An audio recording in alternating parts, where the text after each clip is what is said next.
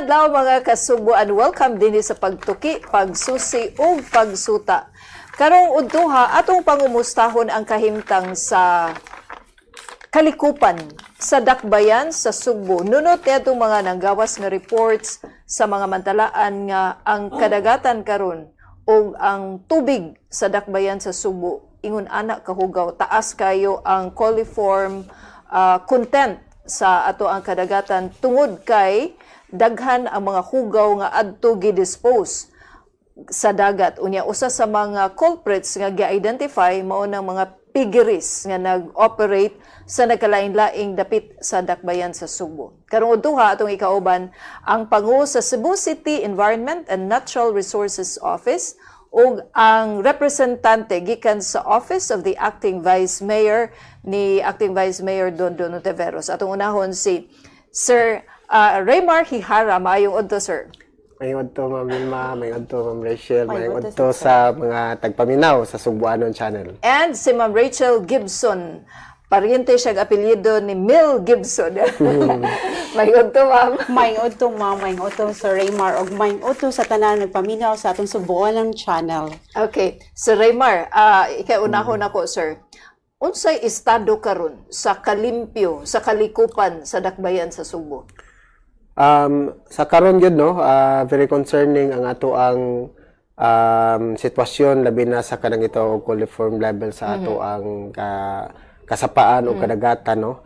Ingani bag-o lang ko nagpirma ganina og joint inspection with OBO and Sisinro as well as City Health sa mga slaughterhouses pod nato nga mga establishment kay mao lagi na ang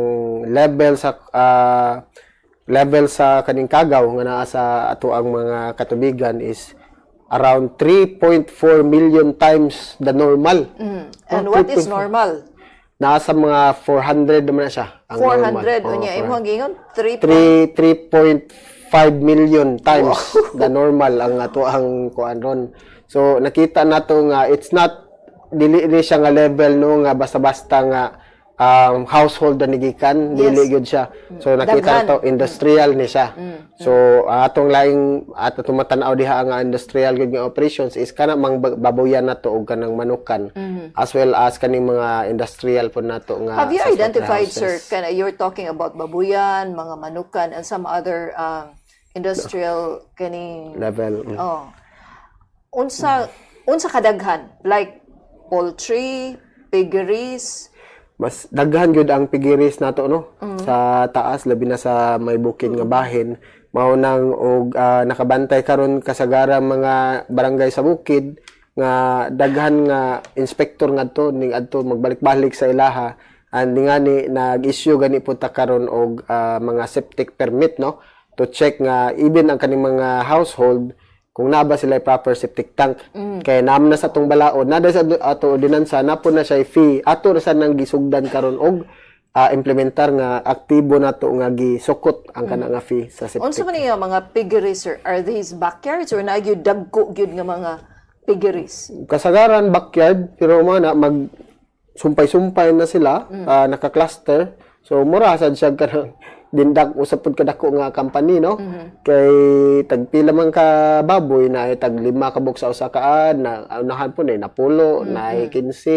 So kung imo na tapok-tapok tanan kuan na gyud siya significant siya kaayo malagi na atong makita naman sa data nato nga mana sa 3.5 million times the normal ang ato ang measurement. Grabe na kung kitay mo tamak sa kanal, for example, dili lang siguro kay katol ra to ang ma-feel ana. Mao gyud. Sabi na mura na mamahit na naspanit. Mamaag na siguro no. Pero ma-amaze po tas mga bata na maligo oras dagat. Correct. Sir, aside from piggeries nga naa kasagaran backyard, kuan na sila no mga hog raisers. So kaning poultries unsa sab kadaghan? Dili pareha gyud kadaghan na sa kaning baboyan. Baboyan. Mas daghan gyud ning baboyan nato nakita nato so far. I believe nas mga 90% baboyan gyud ang naa. So kaning baboyan, sir, again ako lang i-reiterate mga kaning small time hog raisers. mga backyard yun siya kasagaran. Walay ka na mga dagko nga mga nag-operate og mga piggeries. Wala noon, wala pa tayo na kitaan na nga. So kung may tag kanang mga backyards, may tag ang atong mindset magud kung may tag backyard, ginagmay ra kayo na could they really contaminate the waters that much? Good kay daghan man sila. Ginagmay ra sa usa ka tawo pero og 50 ka tawo, 40 ka tawo may na-involve 40 ka bukad sa baboy, significant yun siya everyday. Ang nahitabo mo ko diretso ra sa pa ang tae sa baboy mo adto. Wagi treatment wa di gani mo agi pa gani sa usa ka pit unta nga at least ma-filter sa matos tubig wala gyud diretso gyud sa sapa kasagaran. So unsaon man ni pagsulbad Engineer Hihara? So ang pagsulbad gyud magsugod gyud na primero sa ato ang IEC no atong i-inform pero sige naman tagbalik-balik ana ngadto remind so karon ning switch na ta into enforcement na gyud. Okay. Sige na tag-issue nga to og citation tickets. But karon sad ako man say gibutang sa karon nga chairman sa Septage Management Board nag-brainstorm pabuta og unsay unsay mga technologies pwede na to i-incorporate diha sa mga baboyan para ma-incentivize sila nga dili nila idiretso og labay ang tae sa baboy usa na is ang kaning i-harvest ang tae sa baboy naa say makina nga i-convert siya from katong iyahang methane or iyahang gas mahimo siyang fuel sa pagpangluto. Yes. And then ang other byproduct niya na is mahimo siyang fertilizer. So usa na ato ang gi-explore. Another is So wala po gyud ay na sir kasugdi kay I know of some kanang mga nag-operate o mga piggeries mao naman na ang ilahang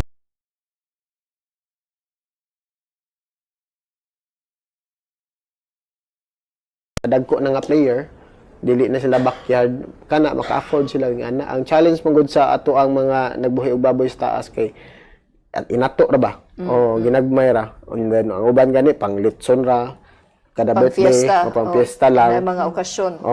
Nya daghan man. So mao na siya nga dili sayon gyud mag-implementar yung ana. So we're looking at maybe making a pilot project. But of course, considering nata city government no atong budget diri yearly biya. So submit naman namong budget namo for 2025. So mag-brainstorm pa biya na unsaon na to pag set up. Maybe we will invite stakeholders from the private sector. Maybe we'll run a program or contest somehow nga pwede sila maka-sponsor og unsay mga for example, maghimo tag design competition. Okay. Kuanta og prizes para unsay mo daog nga design may atong gamiton pohon as solution ngadto ana nga problema sa taas. Okay. Pwede ta magpa-sponsor ana sa private sector sa mga prizes. Pohon mo evolve na siya into kung mahimo project jud mismo, may sila mo organize sa ka community ngadto, maghimo tadtong mo harvest sa methane gas sa tae sa baboy instead nga malabay sa diretso sa sapa ay lang i-harvest ngadto. Pwede sa na nato. Ang budgeting ano sir tinuig pero ang problema everyday. And ang kagaw naa na din ha. Unsaon man na nato sir nga malimpyo ng kadagatan because or ang mga tubig because kung maghuwatag next year pa dili man mo pud huwaton sa kagaw nga hindi na lang ko buhatake diha kay wa pa i-budget ang Cebu City. I believe this problem has been here all along no murag decades naman siguro ni. Karon lang gyud nato na kita og maayo kay decades pero sa pagdisog sa panahon nag-anam siya ka grabe kay sa imo nang gingon 3 million times. So pila ni siya ka tuig so di siya ingog ka ng katingalahan no although it's really concerning sa ihang level karon pero kana it's not on the kuan pagyud I'm not sure if ma-declare ba nato na siya emergency level ba ni siya karon no pero we will do what we can according to what resources we have considering ngani sa Sisinro natay bag-o karon nga direktiba sa leadership nga di gani tam pwede mahimong himuon nga enforcer or inspector ang mga JO. Yes. 80+% ba sa atong tao diha mga JO. So unsa na lang wa na mo inspect sa taas. So kana daghan kayo tang i-tackle nga challenges ba especially with regards to kanang bureaucratic nato nga system of course government as we are na we have to undergo that man. kay maamang na siyang nature sa ato organization. So it's daghan kayo siyang what you call this, moving parts nga kinahanglan nimo orchestrate ba nga para nindot ang iyang pagpadagan. Correct. Pero magsugod ta sa IEC, karon switch na ta sa enforcement, and karon is continuously ta brainstorming with the private sector, sa members nato sa Seepage Management Board, pag-identify kung unsay probable nato nga mga solutions ana.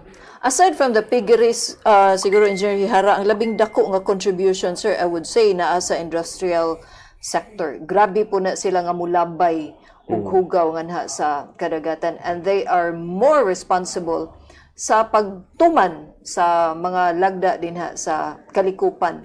Have you identified these industrial sectors nga grabing nipulyut sa ato ang kadagatan ug sa tubig? Sa karon, sa kani industrial, naglisod pa ta. Wala pa gyud kay taka buyloan na pag-identify no kay number 1 ang ato ang drainage system. The last master plan is I believe 2002 pa na siya nahimo. So it needs an updating. Unsa ang pagsubay nato ana kinsa pag-identify di mo tapos kani nahitabo sa tehero nga ni puti ang kuat, ni puti ang sapa da lisod gani kayo i-identify kung asa gyud na siya gikan kay mura na siya maize ngadto nya kay og wala ta nang mga existing plan. Challenge kayo og ato ng suungon kung manumano tagtaw ngadto, and it's a health hazard sa pagsubay ana. Ang chairman sa Committee on Environment karon sa Konseho sa Dakbayan sa Sugbo si Konsehal Joel Garganera, di ba? So have you discussed with Councilor Garganera on some actions and policies? Sa pagsulod na to di sa Sisinro no since February, daghan mo kay ko sa una gud diha nga crush nga kinahanglan ako amendar gud nga mga balaod. So manay ato ang gipapaspasan sige gud ang pangulit ana sa office ni Councilor Garganera nga ato nang kanang hanayon or ato ang i-amend ang kasagaran nga mga ordinansa nga medyo nabiyaan na sa panahon. Labi na anang kadang sa mga plastic. Single use plastic. Kay ang sa atong balaod, ang bawal kay kadto ramang sandubag nga naihandol. So ang gibuhat sa ubang vendor, instead nga bawal man tong naihandol, katong walay handol ikuha handol. Okay, dako na mura na sagsako kadak. So daghamay ana sa atong Environment and Sustainability Action Plan, kaning requirement na siya before renewing their business permit, in which kada company naa sila'y mga buluhaton regarding sa environment, either naa sila'y IEC campaign, naa sila'y tree growing activity, naa sila'y rainwater harvesting system, naa sila'y renewable energy programs, para mapasar sila sa business permit na to no. Nahimo mo siyang murag optional. So karon ato na nang himong pinugsanan na siya. Okay? So ato nang gipaamendar. Sa mining pod nato natay pang-amend nga mga balaod, as well as kaning sa mga pigiri na pod tay gi-insert karon nga balaod regarding sa pigiri para ma-regulate na gyud nato og tarong. Kay og wala man gud tay solid nga ordinansa, di usad ta basta makadakop, di usad ta basta maka-enforce. Di pod ta basta makaingon og mao ni siya fee. So manang kinahanglan maplastar gyud ang mga ordinansa o sa ta makabuylo sa the implementers are ready to implement, but kinahanglan usbod ang kay existing nga mga ordinansa. Kay sa Sisinro pag aktibo niya, I believe last 2014 siya na active, and then medyo ning buylo siya end of mga 2020 na gyud siya ning buylo implementar. Daghan na kolekta sila nga information and data, in which sa kadtong paghimo pa lang sa ordinansa sa una wala pa na take into account. So ato na siyang gi-incorporate sa ordinansa kay sa sulat sa papel mo ni say dapat mahitabo, pero ning abot sa actual usahay lahi naman. So manang atong gi-embrace na siya para at least more realistic ang ato ang ordinansa kung unsay actual na hitabo sa ground. Yes. Kana and let's be up to date kay murag 19 kupong-kupong pa ng mga existing ordinances karon unya ang problema nagka-moderno. Mao. Ni may representante gikan sa Office of the Vice Mayor ug ang konseho maoy gitahasan sa pagtan-aw ini nga mga concerns aron nga ma-update, ma-upgrade, ma-level up ang ato ang mga existing nga mga ordinansa. Hopefully mapaabot ni ngadto sa Office of the Acting Vice Mayor. Pero ni aron si Ma'am Rachel Gibson tungod kay doon na sa gipahigayon ang dakbayan sa Subo nga citywide clean up last Saturday. So, limpyo na ba ang dakbayan sa Subo human sa citywide clean up? I believe limpyo na ang dakbayan sa Sugbo. Considering it was a citywide cleanup ug daghan ang tanang empleyado ni participate gyud sa atong cleanup, gawas pa sad hasta atong mga private stakeholders. Pwede ka magpasalamat sa atong mga private stakeholders. Sige, na unta kanunayon ni nila pag-join na to. We have the Philippine Society of Sanitary Engineers, Cebu Business Park, Fujitsu, and then we have the SNPP, Kinalumsang Bukana, ni siya, kani siya gali nga mga volunteers na amaze kay kung ani nila kay dili man ni siya identified nga area pero ni siya ma'am kami ma'am ganahan gimi mo limpyo and then Kay baw silang limpyohanan yun. yes good ma'am and then 100 sila kabuok nagpakabala sila sa atong society so in a way it kani nga citywide cleanup tabang awareness gali sa atong mga katawhan so sama ani nilang organization they volunteer to clean so thank you kayo kang Sir Novi. At the same time, we have Jollibee also, ma'am, nga di man sila kalimpyo, pero naghatag sila sako. Okay. Oh, so it's a joint effort sa mga katawhan. Then we also have Code Green Philippines, PDEA, CPA, and then the Coast Guard, Honda Cebu, and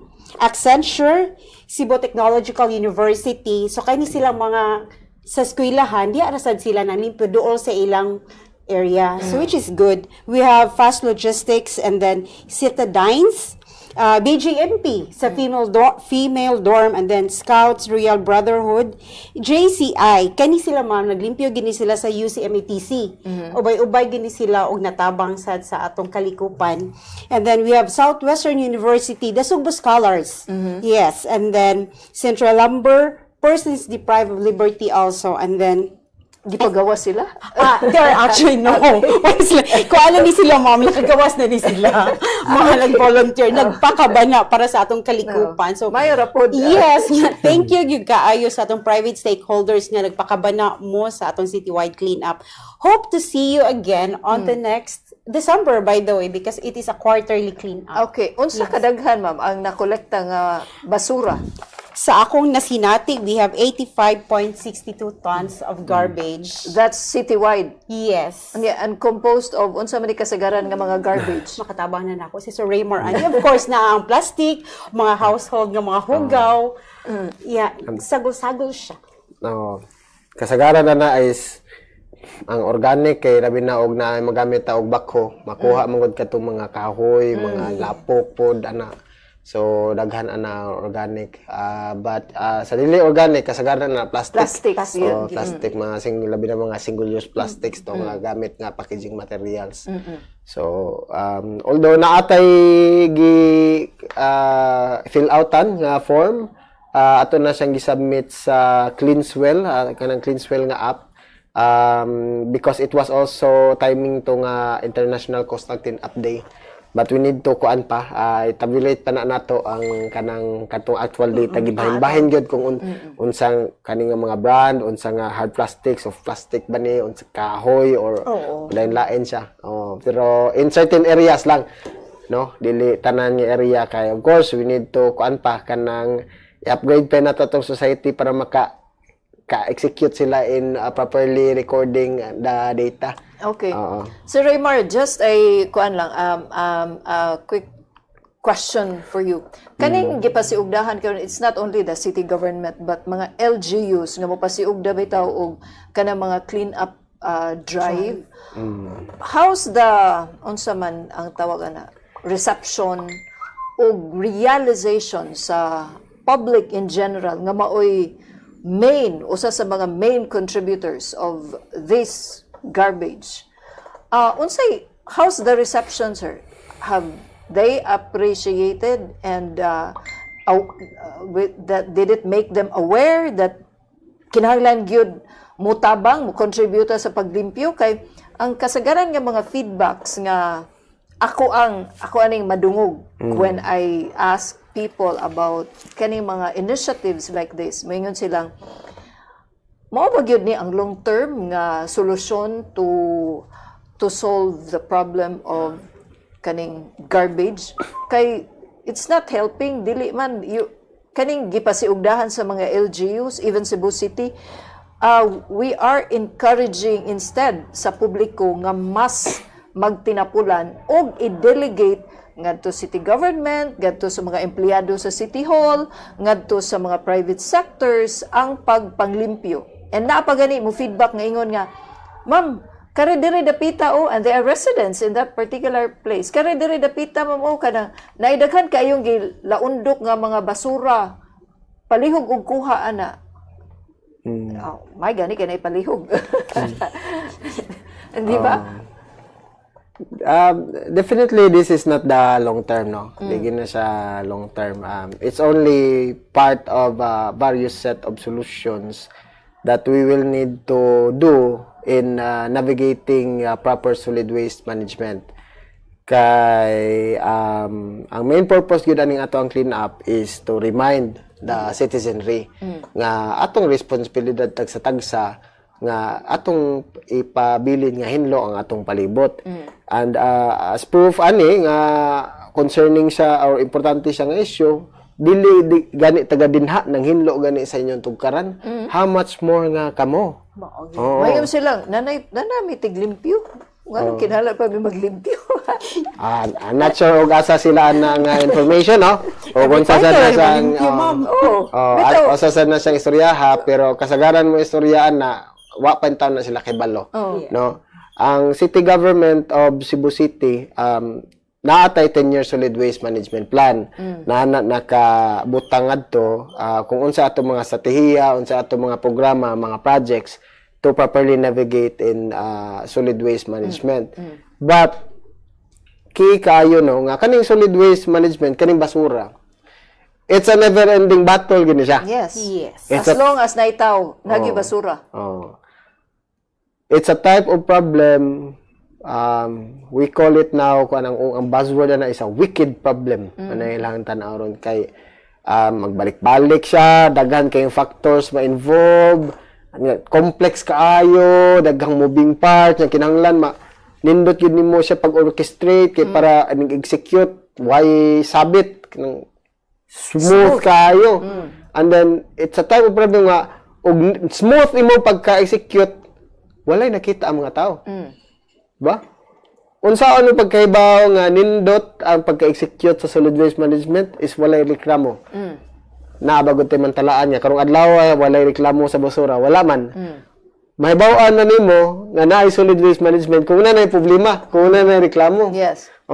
So daghan kayong mga stakeholders or mga tao nga involved sa solid waste management are unappreciated.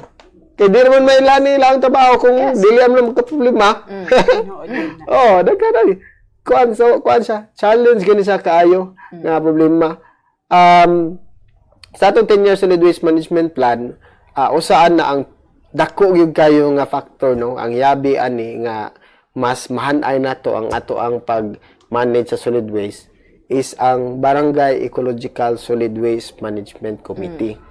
Kada barangay naago na sila stakeholders na may mga membro na ang barangay captain diha, na ang konsehal sa committee sa environment nila, na ang taga-academe, na ang mga representative sa business, na ang representative sa mga civic groups, na ang representative sa uban pang mga grupo diha sa barangay. Sila na mo tahi kung unsay angay nga mga solusyon sa ilahang barangay. Kay kada barangay lain-lain mo sitwasyon sa basura. Sa bukid, diri sa downtown, there is doon sa kadagatan, doon sa sapa, lain-lain man sa sitsura. Unya, kinahanglan man gud nga i-tailor fit nimo. Kumbaga, kung di ka pwede mo palit og RTW ra nga sinina with regard sa pagsulbad ni Basta lang basura. makasulob og sinina. Dili pwede. So kina isukod gina nimo, i-tailor fit gina nimo unsa gi angay kada barangay. Kung mahimo kada sitio pohon. So, mana say pinakaki kay og magsalig na ta nga ang city ra may mabuhat ana tanan. Ang atong overall strategy sa city, it might not be hiyang sa kanang nga barangay. Yes. Kaya lain iyang basura. Wala, ito sa bukid. Ilang basura nga to kasagaran, mga organic man. O, mga basura man sa mga farm. Yes. Yan na, ang atong basura diri sa ubos sa syudad po, kasagaran ni mga single-use plastic. So, di pwede, kung unsa mga solusyon imong i-implementar nga to, mao say same solution diri sa ubos. Essential kayo nga na ang barangay diha.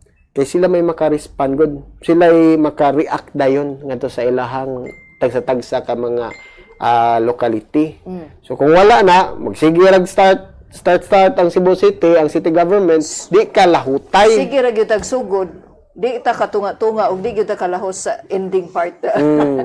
Ma'am Rachel, unsa quarterly naman ni pila na katuig ang dakbayan sa Subo nga nagsigig quarterly clean up? Actually, this is our 17th. Ika-17 na ni nato. 17th of the 17th. So, 17 anyos nga nagsigi og kaupat sa usa ka tuig nga magsigig panglimpyo. Naabay awareness? I think so. Oh, naabay awareness ang public? Mga awareness ang mga tao. Kaya mga na sila, di ta patakaglabay. Maybe very small, but it's definitely making a difference gid sa mga household nato. Labi pa sa nagpuyo daplin sa sapa.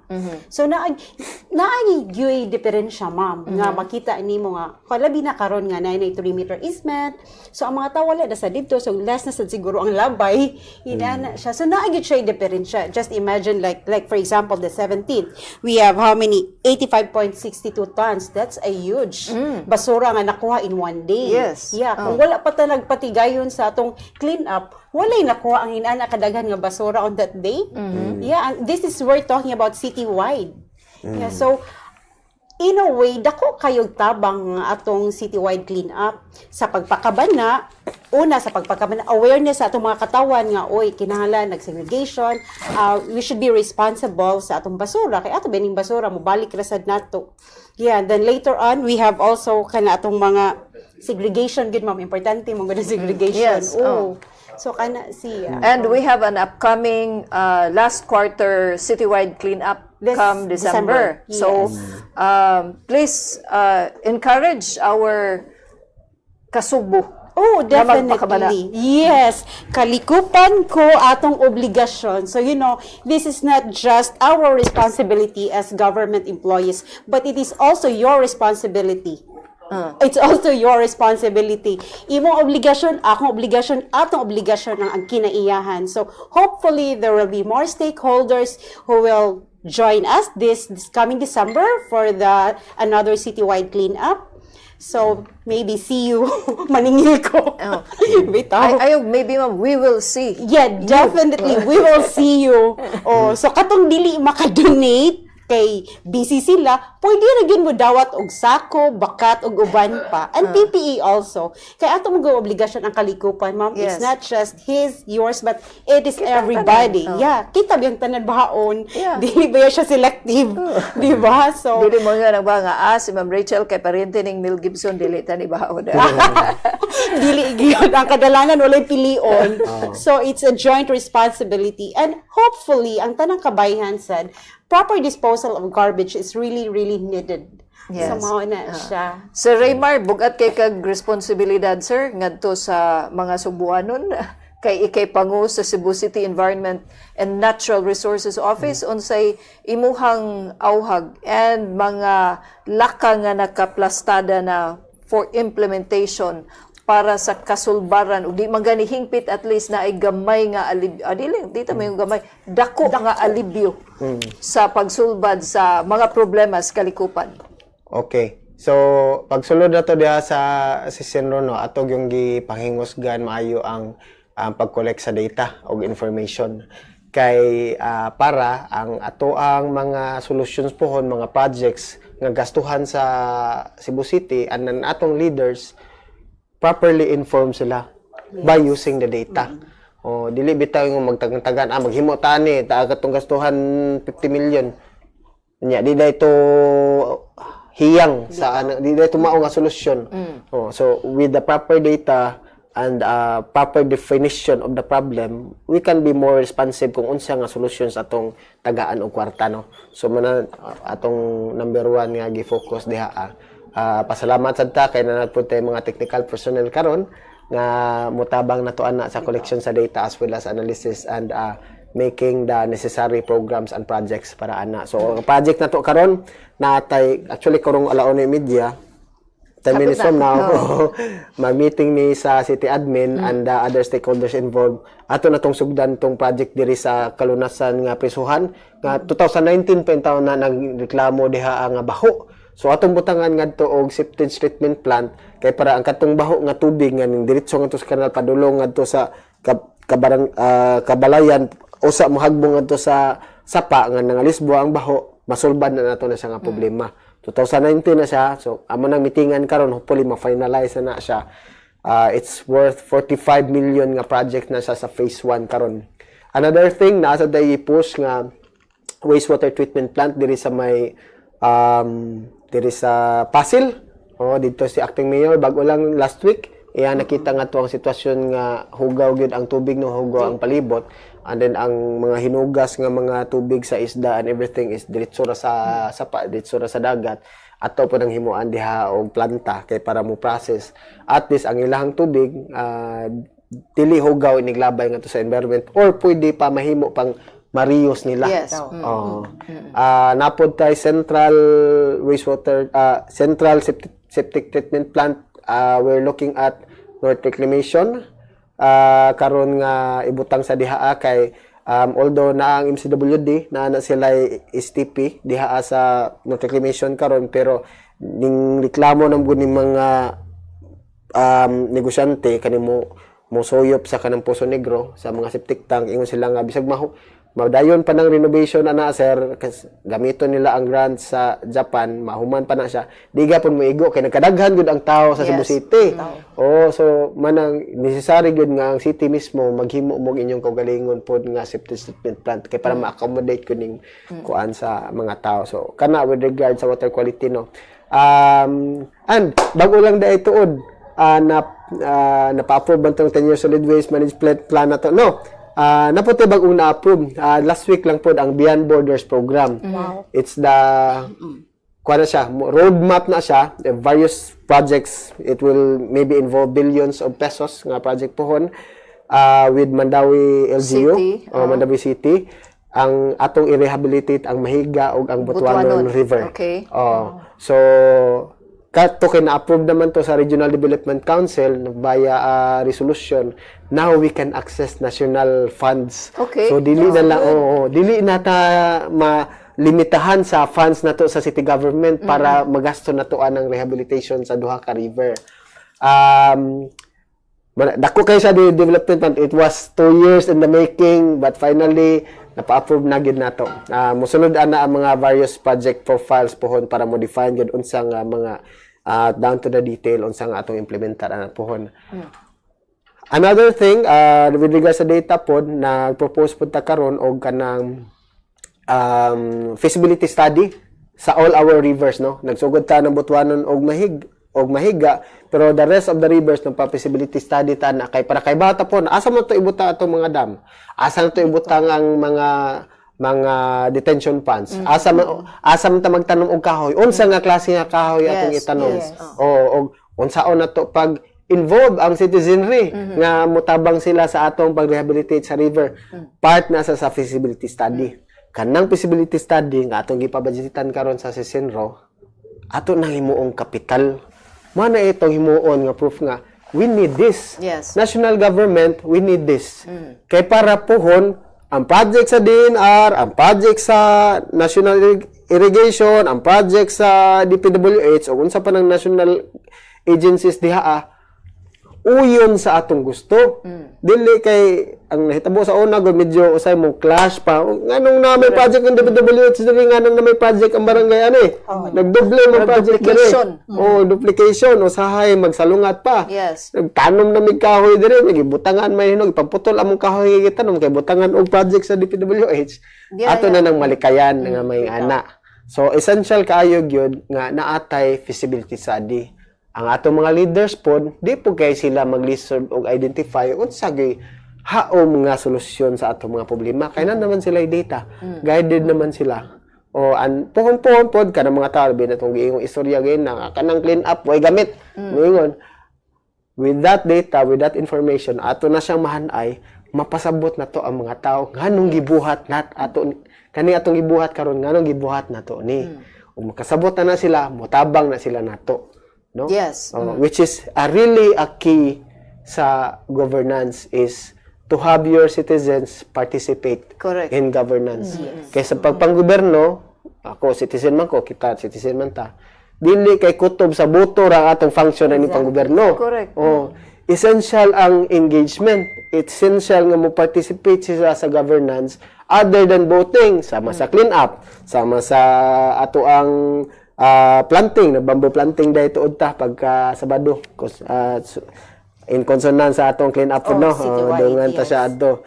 And then apilaan na pohon atong mga design competition. Unsay mga proper solution na atong apilon taga academe. Kadang inyong mga research, mga thesis diha ayaw na tapigi sa inyong aparador.